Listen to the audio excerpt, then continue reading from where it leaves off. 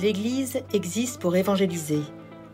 Depuis 2000 ans, sa mission consiste à porter la bonne nouvelle du Christ dans le monde entier. Par le témoignage et l'enseignement de la vie des baptisés, elle annonce ainsi le cœur de la foi chrétienne, le kérygme. L'activité catéchétique de l'Église participe à cette dimension d'évangélisation, de témoignage et d'enseignement à tous les âges de la vie. Mais aujourd'hui, la catéchèse connaît un temps de mutation. Elle s'interroge face à la diminution parfois massive des enfants et des jeunes inscrits, face à la difficulté de trouver des catéchistes et des accompagnateurs, face aux méthodes à employer pour répondre aux quêtes spirituelles et aux questions des enfants, des jeunes et des adultes. D'un autre côté, elle accueille chaque année plus de 6000 adolescents et adultes catéchumènes. Elle entend l'appel du pape François à une catéchèse plus kérygmatique et plus mystagogique. Elle reçoit avec dynamisme le nouveau directoire pour la catéchèse ou encore le motu proprio sur le ministère de catéchiste. Pour aider à discerner ce que le Seigneur veut nous dire, les évêques du Conseil pour la catéchèse et le catéchuménat initient un processus appelé démarche kérygma. Le Conseil veut ainsi travailler le lien entre catéchèse, évangélisation, mission et aider à situer la place des services de catéchèse et de catéchuménat en France dans la nouvelle étape de l'évangélisation. Cette démarche kérygma va se dérouler en 3 phases. Une première phase de réflexion et d'échange sera vécue entre septembre 2022 et juin 2023. Elle sera elle-même composée de 3 étapes.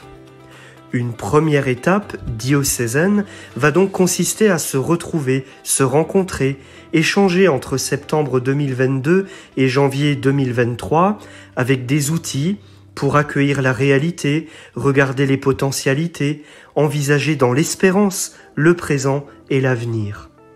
Pour cela, dans chaque diocèse, un coordinateur kérygma est invité à constituer l'équipe kérygma dans la diversité des vocations, des âges et là est l'originalité dans la diversité des pastorales pour vivre des temps de rencontre.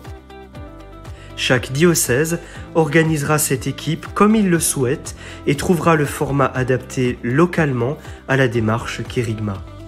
Une deuxième étape consistera à présenter au niveau provincial le fruit des rencontres. Le colloque de l'Institut supérieur de pastorale catéchétique, ISPC, les 27, 28 février et 1er mars 2023, sera un moment important dans le processus de la démarche kérygma et nous aidera au travail de discernement.